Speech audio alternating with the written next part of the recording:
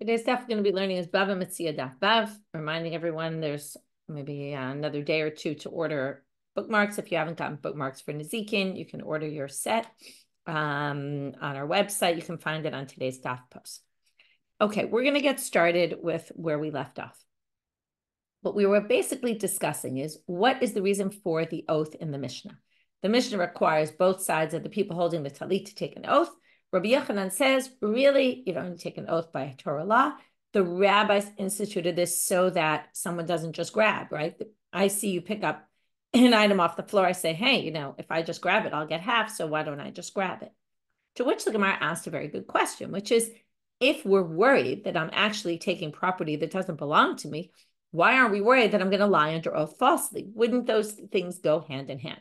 And now we're going to try to prove those things do not go hand in hand. So we had 2 attempts yesterday. We're going to have a third attempt that we're going to reject as well. The 2 we had yesterday were both rejected for the same reason, that in both cases that we saw, Modeh b'miktzat, which, by the way, I found yesterday we had a gefet from the summer about Modeh b'miktzat. I sent out the link if anybody wants. You can find it on the site also. Really delving in depth into understanding better what Modeh b'miktzat is all about. But both in the Modeh b'miktzat and in the other case where we had a shomer, basically, according to Rami Bar Chama, in order to take the oath, has to both deny a claim, has to admit to a claim, and then has to say, and by the way, and this one was stolen or onus happened to it, to exempt themselves. They're also suspect that maybe they're lying because the other person claims, what do you mean? You destroyed it, and there's a concern in both cases that they're actually really lying about it. And yet we allow them to take an oath. But in the end, they say, we're not really worried that they're stealing something that someone else is. We're really just worried that they're pushing off the inevitable. They're trying to avoid payment for something that they are eventually going to pay for. There's a difference between stealing and never returning and lying to just push off payment. Okay, and that's how they explain both cases, in which case the person's not really suspicious of really stealing. Third case, okay, about 6 lines from the bottom of yesterday's daf. So now we have a case where there's someone who basically decides to, let's say I'm a shomer chinam, and the object was stolen from my house, or so I claim, which actually means I'm exempt. But I feel bad about it, and I say, you know what? I really should be exempt, but I want to pay you for it. Because I feel bad. It was on my watch that it happened. I'm going to pay you for it. Now, the rabbis are smart, and they say, wait a minute. It's possible. What am I really doing? It really wasn't stolen from me. And I just want to keep it for myself because I like it. So I lie and I say it was stolen and I pay for it. So what do we see here? Here, there's a concern that I'm actually stealing it. And yet we let me take an oath and we believe me, right? Even though the whole concern is maybe I stole it. So why should we believe me? So what do you see here? We believe me. So Nema, if it was really true that someone who we're concerned they're going to be stealing isn't believed to be taking an oath, then we would say, Migo de chashidah mamona, chashidah shevuat. We would say, this person can't take an oath. We can't let you do that because we're worried you're stealing. And yet we see you can take an oath. So therefore, clearly we're not worried. To which again, they're going to reject, but for a different reason than the other two. Again, it's all about, am I really a thief? Or can I it's all about what's in my head, by the way, because it's all a matter of, will I do this and not lie under oath falsely? And the answer is yes, the Gemara says, I would do this and yet not lie under oath because this isn't so terrible, I say to myself. Why is it not so terrible? Because I'm paying you for it in the end. So it's true I'm stealing it and keeping your item for myself, but I justify it in my head because I'm paying for it. Now, it's still wrong, but again, it's a matter of how bad do I think this is in my own head? And therefore, if I think this isn't so bad, so I might be inclined to do that, but I wouldn't lie under oath. That obviously I'm going to take much more seriously. To which the Gemara says, but wait, Rav Hamnuna says it to Ravina. But if I watch your item and then decide to take it for myself and pay you the money for it, so maybe I feel like it's not stealing, even though it is, but what else is it?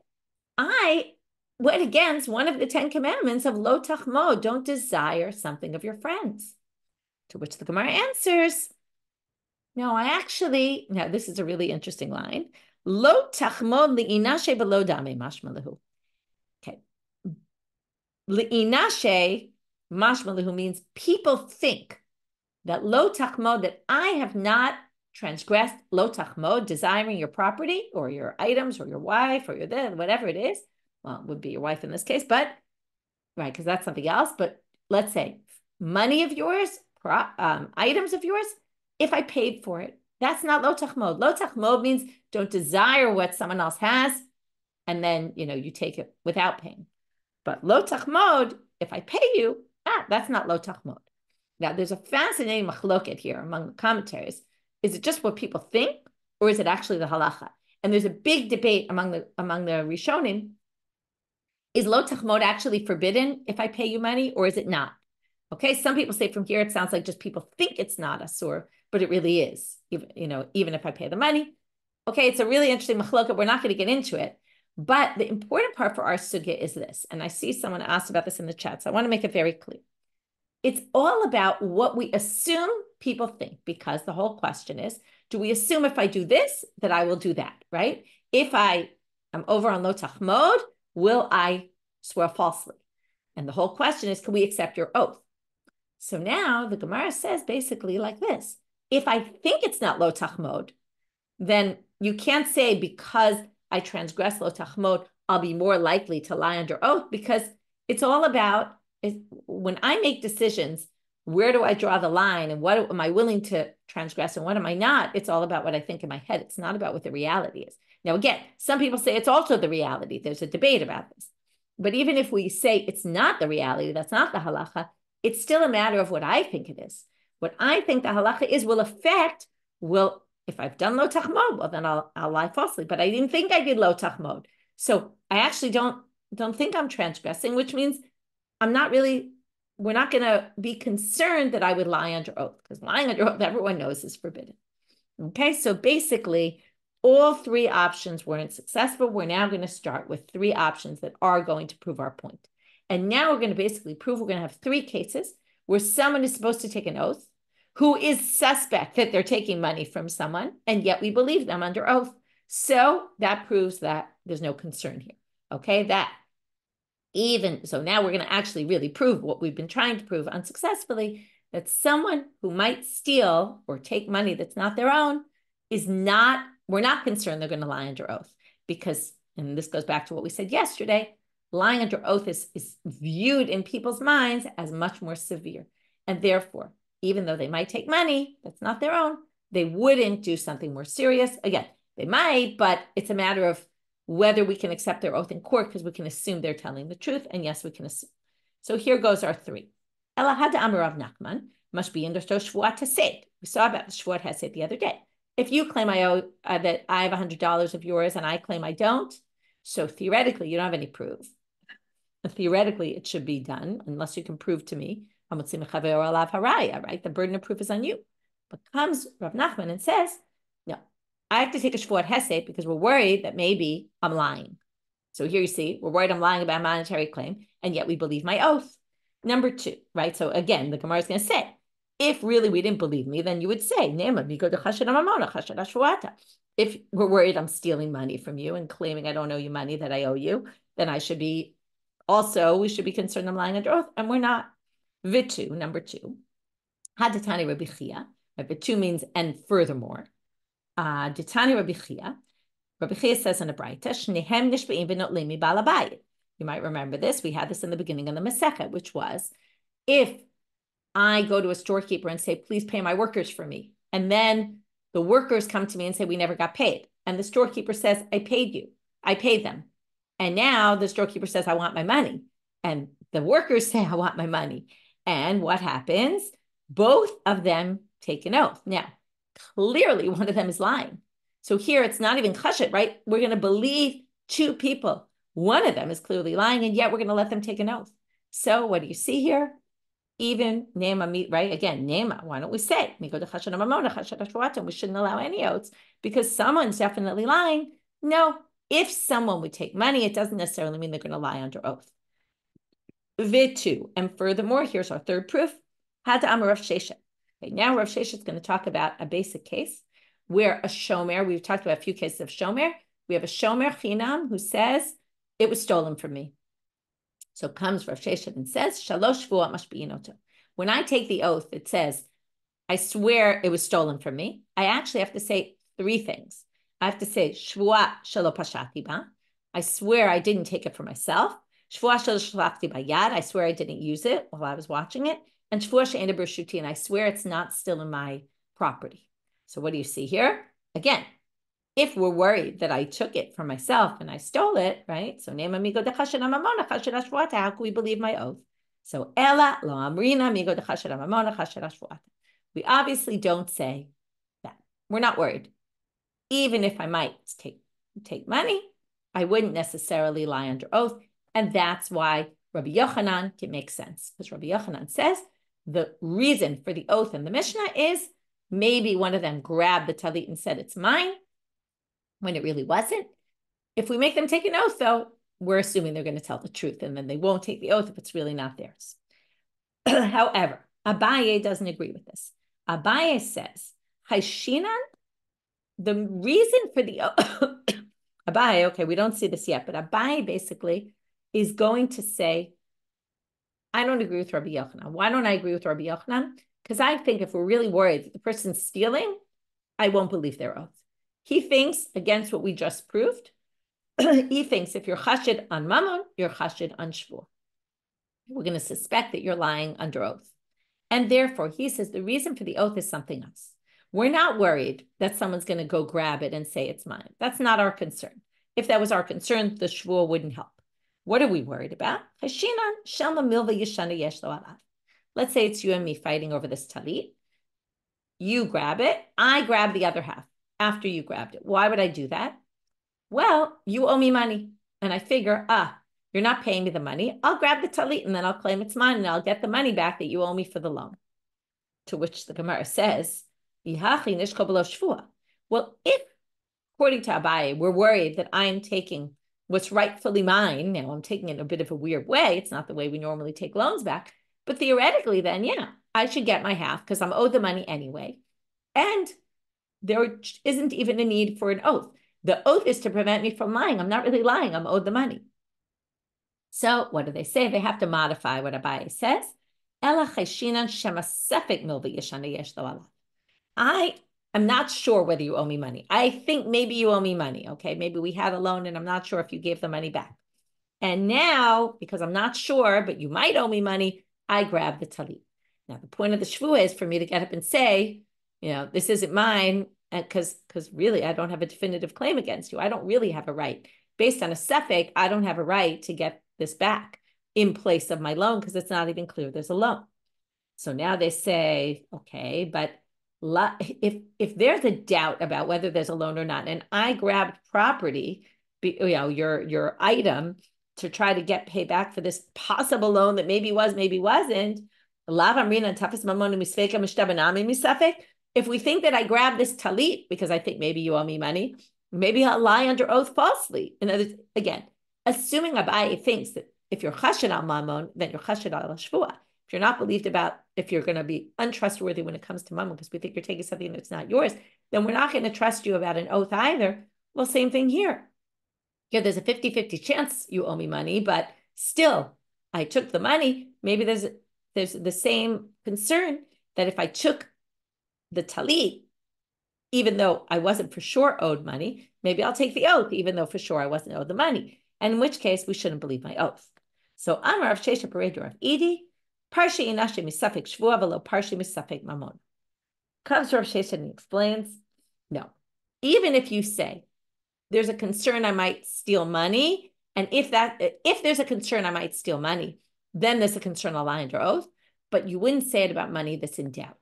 Because money that's in doubt, if I grab money that's in doubt, like this tallit I grab, in place of this possible loan that you might owe me, it doesn't mean I'm going to lie under oath. Why is that? There's a big difference. Because let's say 5 years later we find out, or a year later, or a few months later, we find out there was definitely no loan. what will I do? I'll just give you the money back, right? I'll give you what you're owed. I'm not trying to take something that's not rightfully mine. I'm trying to take something that's possibly mine. So when we find out, I'll just give it back to you. But an oath can't be undone. So once I take an oath and I lied about it, right, even though I thought maybe there was a 50-50 chance it wouldn't be a lie, I can't undo it. And therefore, so even though if I'm concerned I might steal money, there's a concern I might lie under oath. But if there's only a doubt if there's a doubt whether I'm owed money or not, and therefore I grabbed your money to try to get back this loan that's in doubt, doesn't necessarily mean I'll take an oath in doubt, because an oath can't be undone. Okay, and that's what he said. My time, mamon ite bechazara, shevuat leite bechazara. Money can be returned. An oath can never be returned. Okay, and thus ends our sugi. So we basically have two approaches here. One side that says if you're in doubt about whether if we're concerned that maybe you stole, we're not concerned that you're going to lie under oath. And therefore, the shvu in the Mishnah is exactly that. We're worried that maybe you stole the tallit and it really wasn't yours. But once we make you take an oath, you'll tell the truth. Versus Abaye says the Mishnah must be concerned for some other reason, because that oath we wouldn't really allow you to take, or we wouldn't believe you. And the concern in the Mishnah must be that maybe I'm possibly owed money by you, and therefore grab the item, but the shvuah will relieve all that, because I'm not going to lie under oath if there's only a doubt about whether you owe me money or not. And thus ends that section. Now we're going to move on to another section, which is going to lead to another element, which is going to take us to the end of our daf. By Rabbi Zeira. It's kafa echad b'fanenu ma. Two people are holding the tallit. They go to court. Then, okay, let's say you and me. You grab the entire tallit in front of the judges. What's the law? Now you're holding the whole tallit. I'm holding nothing. So the Gemara says, what exactly are you asking? If I'm silent and I don't say a word when you grab the tallit, we say shtika koda'a. I'm silent. That's like I admit. In other words, yeah, I grabbed the tallit. Now you grab the whole thing. Okay, I let it go because it's not really mine. If I'm standing there screaming in front of the court, what did you do? You took my tallit. That's mine. Blah blah blah blah blah. Well, then, what more could I have done? In other words, you happen to be stronger than me. You grabbed the tallit. I was standing there in front of the court. This obviously doesn't go to you. Obviously, we're going to split this 50-50 and, go to the law in the Mishnah that we both take an oath. So what must be his question? A great Gemara answer. I was silent at first, and then I started screaming. And then the question becomes, what do we do? And here we're going to show the two sides. Since I was first silent, maybe I was really admitting. And therefore, when I scream later, right, sometimes you say, like with kids fighting, and then they have this very delayed reaction, like what, all of a sudden you realize, well, like you thought, your first reaction is what's important. Okay, the first reaction was you didn't say anything. It must be that you were admitting. Later, you decide, oh, wait, but maybe I still have a chance of getting this. And then you start screaming. We don't go by that. Oh, Dilma, or maybe there's a different way to interpret your silence. Kevan de lotzava hashta, kevan de katzava hashta. The fact that you, in the end, screamed is proof that what? And that's why were you silent in the beginning? Well, igali milta da haidashatik nikara savar hakachazu le Rabbanan. We were sitting there in the court. And I didn't say anything because I was standing there. You grabbed it from me. The rabbis obviously saw, the judges. They obviously saw what was going on. I wasn't really so concerned. When I realized that maybe you're going to now rule the case for the other person, well, then I start screaming, what are you talking about? I didn't react because I thought you saw what happened and I thought you understood that this person was just grabbing it again unlawfully.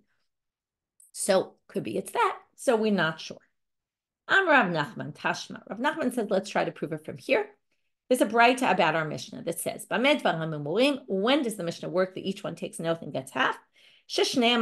When both are grabbing it, as we've said. But if the tallit was in one person's hands only, then the person who wants to get it, the burden of proof is on them. Now, what exactly is this braita talking about? If you think it means the simple reading, there's two cases. One is we're both holding the tallit, and one is you're holding the tallit only. Well, that's obvious, right? I didn't need to start learning Bava Metzia to know that. We all know that because we've learned a million times. Excuse me. So if you're the only one holding the tallit, then of course you're the one who's going to get the tallit, and I'm going to have to prove it. So it can't be that that's the simple reading of this source. So therefore, the Gemara is going to say, what's the case? This braita must be talking about exactly our case. We walk into the court, we're both holding it. Oh, sorry, I skipped something. No, sorry, I skipped a line. So the Gemara says, I skipped an important line. That braita must be talking about exactly our case. And basically what it's saying is, if we're both still holding the tallit in the court, I'm going to split it 50-50 and all that, or if, just a regular case, we're both holding a tallit and then we split it. But if we got to the court, we were both holding it and then one grabbed it from the other, then we're going to say, and here's your answer. Then basically I get nothing. And then we're going to have to assume, like we did before, it must be where I was silent at first and then screamed, because otherwise it would be totally obvious. And therefore, that must be the case. And there's an answer to our question. So we had a question, we have an answer. However, the Gemara is going to say, not necessarily. There's two other ways you can explain this braita, in which case we have no answer to the question. And we're in fact going to be left with no answer. And what the Gemara is going to do is ask another question saying, if the answer were to be this, well, then we have another question to ask. But they really don't have an answer to the question. So now they're going to bring two different other explanations. No, you don't have to say it's our case. You could say that braita is talking about both of us were holding it. Okay, now we're going to get a little creative. And the rabbi said, split it 50-50. We took our oaths, we split it 50-50.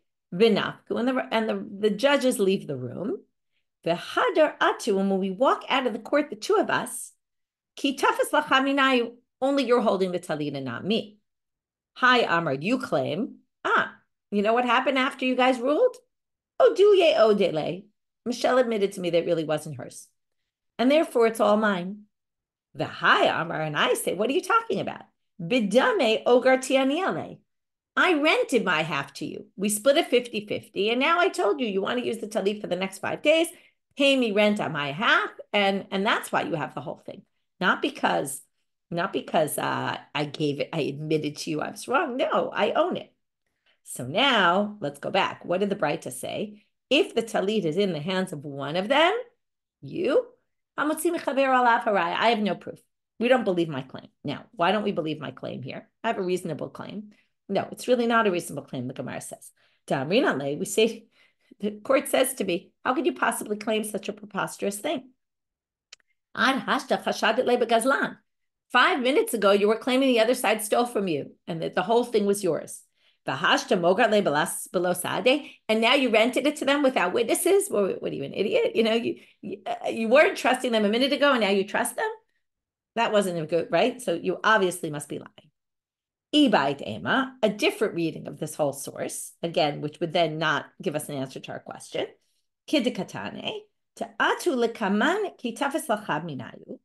Really, it came before us that only one of them was holding on to it. Okay, let's go back to the very beginning. Either two people are holding a tallit or only one of them is holding it. Well, if only one of them is holding it, it's obvious. So what's it telling us? Well, idach misrach basruche. The other one is trying to grab hold of it, but barely has hold of the tallit at all. So you have the tallit in your hand and I'm trying to grab at the corner of it and not really succeeding. Okay?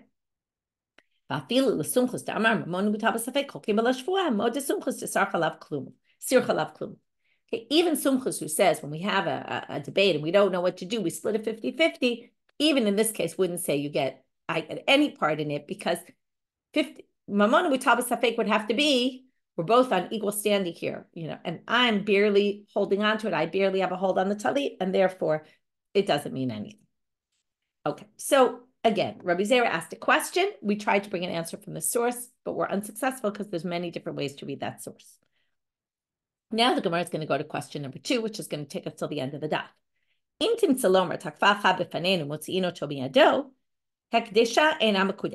we're going to say, if you grab it, basically we're going to say, we take it away from you. Okay, I get my 50.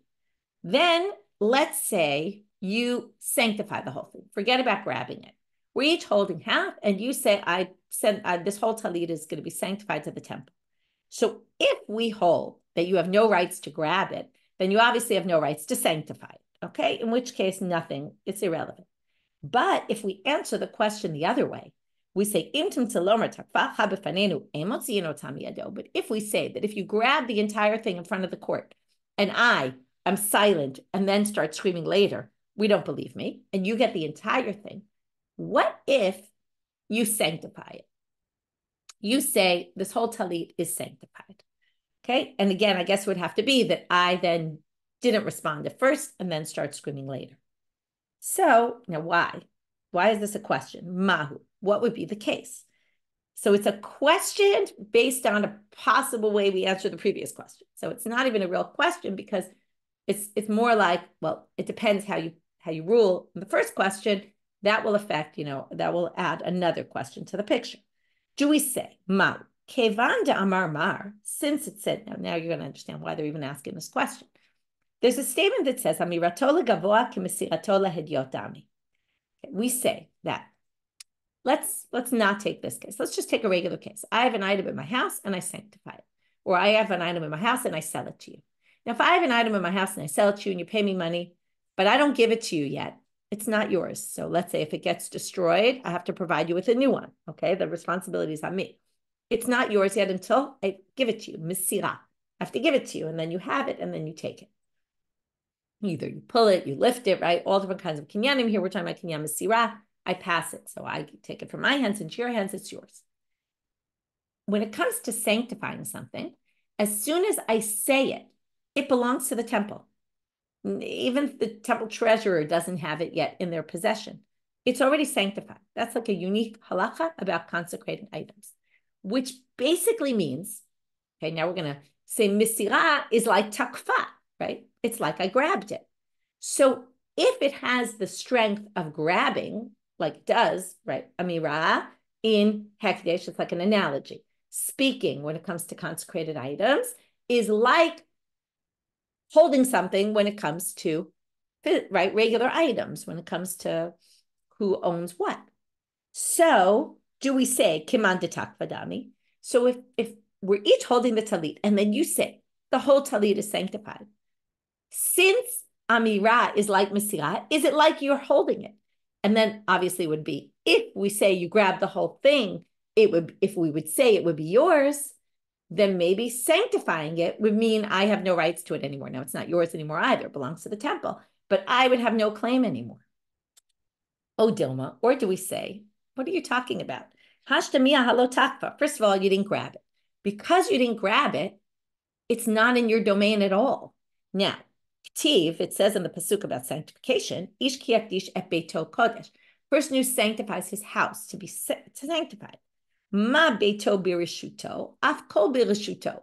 It would have to, the only way sanctification works is if the item is in your domain. You can't sanctify something that doesn't belong to you. So la fuke haidelo birishuto. It doesn't work if it's not in your domain. So if I'm holding half, you don't have rights to sanctify my half. It's not yours. So that's the question. Does sanctification of an item that isn't clear it's yours or not, and I'm holding it, is that effective or not? Is it like tokfo? Okay, is if you grabbed it, because amira is like mesira, which means basically speech in sanctification, consecrating items is like grabbing it. And if grabbing were to work, then this would work. Or is it not? So tashma, they're going to say, let's try to learn it from here. Now we're moving to Amud Bet. There was a bathhouse. There were two people arguing over this bathhouse. Who was the owner of the bathhouse? Hi, Amar Didihu, Bahai Amar Didihu. Each one said it was mine. Kam Chabinayu Aktasha. One of them sanctified the whole bathhouse. Now we're going to see if this was effective, then we'll have an answer to our question. It's effective, okay? If it wasn't effective, then we'll know. So Parshe Mine Rav Chanania Rav Oshaya V'Kule Rabbanan. All the rabbis of the city, Rav Chanania, Rav Oshaya, and all the other rabbis in the city stopped going to the bathhouse because they were worried, okay, that maybe it's sanctified. They didn't know. Va'amale Rav Hoshaya Raba, and Rav Hoshaya says to Raba, because they really didn't know. They just said, let's stay away from it in case it really is sanctified, because if it's sanctified, you can't get benefit from it. So ki az l'kamei Rav Chisda l'kafre ba'imine. So Rav Hoshaya says to Raba, listen, when you go to Rav Chisda in Kafri, go ask him what we're supposed to do about this. But on the way to Kafri, Raba stops in Sura. Ki ata l'Sura, when he gets to the city of Sura, goes into the Beit Midrash, he meets Rav Hamnuna, and obviously he's talking about what's on his mind. You won't believe what happened in our neighborhood, blah, blah, blah. Can you help us? Amale Rav Hamnuna matanitin. Rav Hamnuna says, oh, it's an obvious Mishna. So we'll see, it won't be so obvious. And in fact, we won't even get an answer today. What we're going to do for the rest of today's daf is we're going to see Rav Hamnuna's proof. Then Rabba's going to say, I think you totally misunderstood this Mishnah, and I don't think you're right. Abaye is going to try to reject Rabba's rejection of Rav Hamnuna, and then Abaye himself is going to reject what Abaye said to reject Raba. Okay, so we're kind of going to be left with what Raba said. So now let's hear. Rav Hamnuna says, here's a Mishnah. Safek bechorot. We have a safek about a firstborn. Okay, we have a firstborn. We're going to see now. Okay, we're talking about basically three different cases. We have a firstborn son where we're not sure he's the firstborn or not. Why would we be unsure? Well, it could be the mother miscarried and we don't know at what stage she miscarried. Was it too early to be thought of? Or was it later and then it's basically considered the second one is no longer a firstborn? So that would be a safek adam. So whether this child needs to do a pidyon ben or not, whether it needs the redemption of the firstborn and theoretically really belongs to the Kohen and the Kohen's going to get money for him. Whether it's bechor behema, tahora, which means a kosher bechor, what happens with that? You're supposed to bring the firstborn animal to the, right? And here you could imagine either they're not sure whether it was the firstborn, maybe, whether this animal gave birth before or not, or whether, also could be miscarriage. But anyway, let's just go with, we're not sure, did this animal ever have offspring or not? If it is the firstborn, it goes to the Kohen. If not, it belongs in, right? It's the regular property of the owner. So basically what you're supposed to do is give the bechor to the Kohen, and the Kohen's supposed to bring it as a sacrifice. Next, assuming it's not blemished. Now, the third option is a bechor be'emat me'ah. What we're talking here is peter chamor tifte b'seh. If you have a chamor, a donkey, the firstborn donkey, you're supposed to give a seh in its place, a sheep or a lamb, to the Kohen.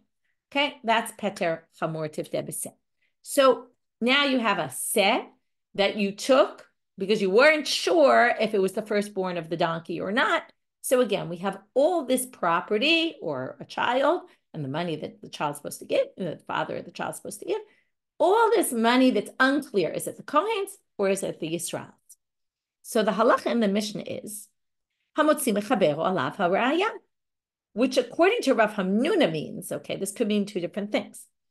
Rav Hamnuna understands this as meaning, whoever has it gets to keep it. So if it's still in the Yisrael's property, Yisrael gets to keep it. If a Kohen grabbed it, the Kohen gets to keep it because it's possibly the mammon of the Kohen. So if the Kohen were to grab it, it would be his legitimately because, it's safek. We don't know what to do with it, but perhaps it's already the Kohen's.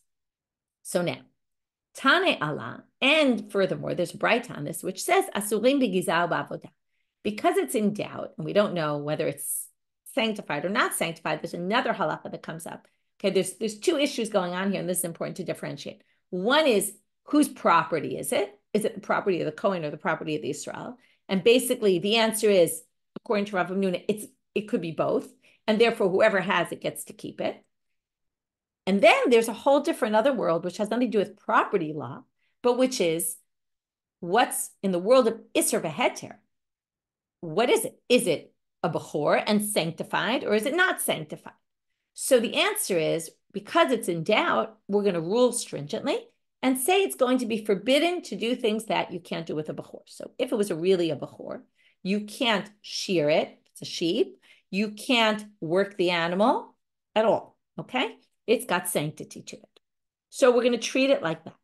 So now, what does this prove? Well, it comes because it's a little distant from what we were talking about. Because this is the way he understood that if the Kohen grabbed it, you wouldn't take it away from the Kohen, meaning the Kohen has rights to this. Because that's what the Mishna said. And if he didn't grab it, it's still going to be forbidden begiza v'avoda. So what's he trying to say? What he's trying to say is, even though there's a doubt about it, we're basically going to say that we're treating it with sanctity, even if it doesn't actually, it's not in the hands of the Kohen, because really it does belong to the Kohen. We're going to view this as being sanctified, even though there's a doubt here. Okay? And even though let's view it like this. Even if it's still in the property of the Israel and the Kohen physically can't bring it to him because since if he had grabbed it, it would be his, which is like takfo. Therefore, when it's like if he sanctifies the whole thing, even if it's not in his physical property, it's going to be valid. Now, it's a little different, and that's exactly what Rava is going to say. It's very different because the Kohen doesn't call this sanctified. But what basically Rav Hamnuna is saying is the fact that if the Kohen were to grab it, it would be his, and the fact that even when he doesn't grab it and it stays in the property of the Israel, we're still going to treat it with sanctity, shows that even someone who you didn't grab it, and there's a debate about who owns it, can sanctify the whole thing by saying it's sanctified. Okay, that's what he's trying to say. And therefore, the guy in the bathhouse who sanctified the whole thing, even though it wasn't clear whether it was owned by him or not, it's as if they grabbed the whole thing. Okay, since they could have grabbed the whole thing, even though they didn't, it's as if they did, and it's as if they basically, the sanctification works. It's a bit of a weird proof, and immediately we're going to reject it. So if you're struggling with it, not to worry. There's one really major difference, which we're going to see right now. Amarle Raba, kedusha bechor kamarta? How on earth are you comparing a case where someone declares something as sanctified, like the bathhouse, to a case of the firstborn sanctity? First of all, the main difference is, how does firstborn sanctity work? When the animal's born, it's already sanctified. They always talk about in the Gemara, it's kadosh mirechem. From the moment it comes out of the womb, it's already sanctified. That's very different than somebody putting sanctification on an animal. And he's going to say, basically, you misunderstood the line of Motzi Mechaber Olav Haraya in the Mishna. First of all, you're connecting two things that have nothing to do with each other. You're connecting the world of Mamonot to the world of Isser Veheter, right? Can you work the animal and use the shearings to, is it in the rishut of the Kohen or not, right? You tried to say the fact that if the Kohen grabbed it, he would keep it, shows that it worked, right? And then it connects with the fact that it's asur b'gizav avodah. Those two things aren't connected at all. I'll prove it to you. Because when the Mishna says "Motzi mechaber alav haraya," it doesn't mean whoever grabs it gets to keep it. It means that we're assuming the bechor, because it was born in the property of the Yisrael, is in the property of the Yisrael. And that means that the Kohen, the burden of proof is on the Kohen, no matter what. Even if the Kohen grabs it, the Kohen has no rights to it. Motzi mechaber alav haraya is another way of saying the burden of the proof is on the Kohen to prove it, meaning this is not the property of the Kohen. And therefore, okay, so that's what he says. I will say to you for sure, if the Kohen grabs it, we take it out. This is definitely not in the property of the Kohen. And afilu hachi, but despite that, what does it say? Asurim b'gizav avodah. And why is that? I'll prove it to you. It has nothing to do with where the monetary rights are. It has to do with kedusha shani. This has, right, it's a 50-50 chance that this animal was born sanctified.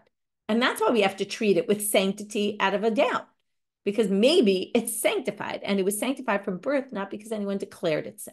In which case, this provides zero proof for what you're trying to say. Okay. Now, first we're going to bring a proof for what Rabba just said.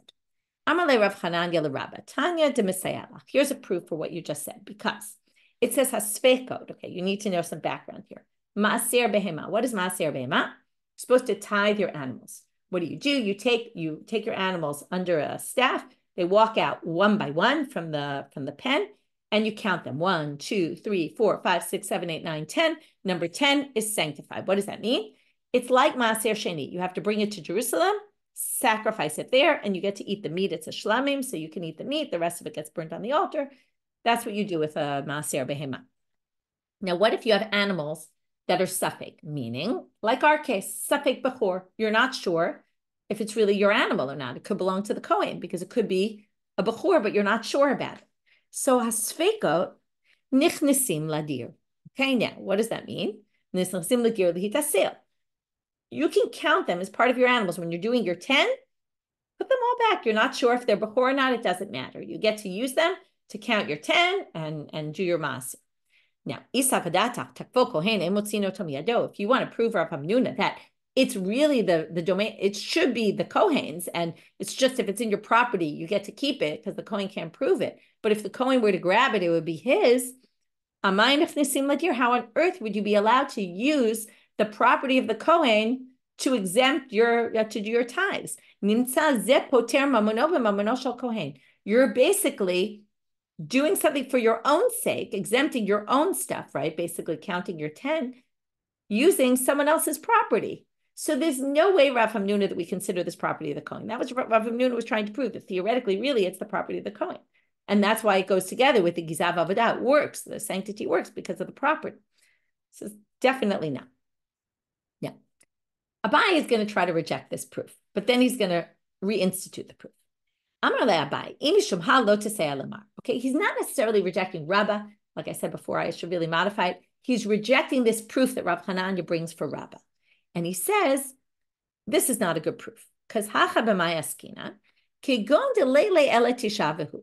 this Mishna that says, or this braita that says that sfekot you can use for counting your maaser, it must be in a case where you had only 10 animals. And then it works from what we call a mimanafsha. Either way you look at it, it'll work. And then it's not going to be, you could still say it perhaps belongs to the Kohen, but it doesn't matter, okay? Because you're not exempting your property with the property of the Kohen. Why? Because it's very simple. If this really belongs to you, which is 50% chance, well, then you have 10 animals and one of them you take from Aser Behem, and it's perfect because it's your animal. But if the animal doesn't belong to you and it really belongs to the Kohen, then guess what?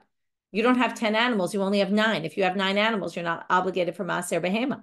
So Tisha Lav Bari Surininu, you don't even need to do Maser Behema. So either which way it would work, and that doesn't prove anything about that this doesn't belong to the Kohen. So that's Abaye's first attempt to say, you can't prove it from that braita. But comes Abaye back and he says, oh, wait a minute, I'm wrong. Hadran Abaye, Lav Milti Ida Amre, Sveka Lav Bari Suri. Wait a minute. This is not right what I said. Why? I'll read the line again. Disveka lav bari suri. You actually are not allowed to use a case of a safek to do maser behema.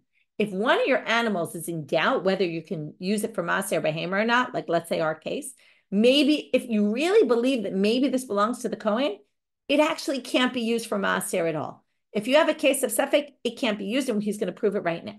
And basically what he's going to prove from there is it obviously doesn't belong to the Kohen, because if it belonged to the Kohen, there's no way you could use a safek in the deer. And it says in the braita, you can use a safek. You can put them in the pen with all the others and count your maser, count your animals for maser behem. And if it's possibly owned by the Kohen, no way, no how can you do that. How do we know this? We're going to bring a different case of safek, but we're basically going to say any case of safek, you can't use the animal, you can't maser the animals. Ditnan says in the Mishna.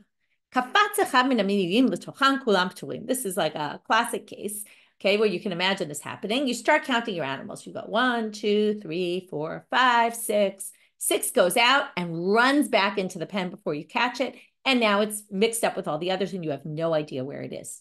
You don't know which animal it is. You can't identify it. So now you have a pen full of animals that you haven't masered, but one that you did. And we're going to see this a halacha that basically once it goes through, you can't use it again for maser. You can't count it twice. So now what happens? Kulam ptulim. Forget it. You don't have to do maser behema on this entire lot of animals. Actually works to your advantage because maser obviously requires you to now bring the animal to the temple. Now, now if you thought a case of doubt, you would do maser, and this is where he's going to prove you don't do maser for safek, then laser mimanafshach. If safek works, then you should have been able to use this animal. Like Abaye said a minute ago, that safek could work. No, it can't work because look, you would go like this. You would now take all your animals and start walking them through 1, 2, 3, 4, 5, 6, 7, 8, 9, 10. If the sixth animal, number 6 from before, is not part of your 10, bar chiyuvahu, if they're all obligated in maaser because they haven't gone through yet, well then shop your maaser, then you're doing great. So every time you do 10, as long as that number 6 isn't there, you're in good shape. Ilav bar chiyuvahu, niftar b'minyan ha'oi, ta'amaravam minyan ha'oi patur. If it's if it isn't obligated, well, if you take, okay, the problem really is if it's the last one left, but let's assume it's not the last one left. If you have 10 animals and you start going them one by one, and then one animal dies in your pen, okay? All the animals that already passed through, let's say you get to 9 and number 10 dies, drops dead before you pass it through. So you haven't done maaser behema, but all 9 are exempt because you could have done it. So basically, every time you pass animals through, even if it's the 6th one, so in the end, you'll take number 10 and say it's maaser behema. It's really not, but everybody went through, so they're all exempt. So basically, you should be able to do it misafek. And it says here you don't. They're all exempt. You don't do it. So elamai lach lameimar asiri vaday amar rachmana v'lo asiri safek. Hachanami asiri vaday amar rachmana v'lo asiri safek. So now they're basically going to say it must be, there has to be definitive. Only works if it's definitely this 10th is the maaser. Without that, it doesn't work. So therefore, we're going to go back to our case now. That's why you can't say the miman of shach that Abaye is set up in the beginning about the safek bechor. And therefore, he doesn't reject that proof. And therefore, we're back to Rabba's answer that really it can't be takvo kohen because it wouldn't be nichnas ladir. Okay, or here's at least the proof for him. Sfekot nichnasot ladir lihitaser.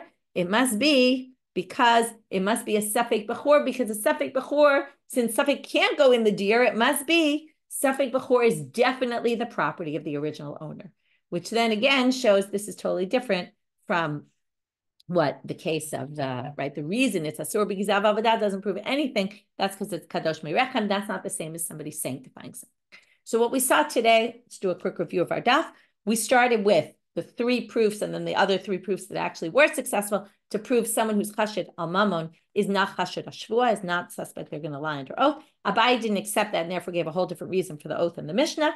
And then we moved to Rabbi Zeira's question. If one grabbed it from the other and the other one was silent and then screamed, do we accept that as if they were admitting, or do we say no, they weren't? We don't have an answer to the question, but then we say, even if we were to answer that it all goes to the person who grabbed it, what if the person didn't grab it but sanctified it? Would that be valid? With that, we brought a case of the bathhouse where someone sanctified it and the rabbis didn't know what to do. They went to Rav Hamnuna. He said it works. Raba rejects Rav Hamnuna's proof and says it doesn't make any sense what you're saying. You can't prove it from there. And therefore, we're left with a bit of a question. What's the story? And we'll get to deal with this more in tomorrow's stuff. Wishing everybody a great day.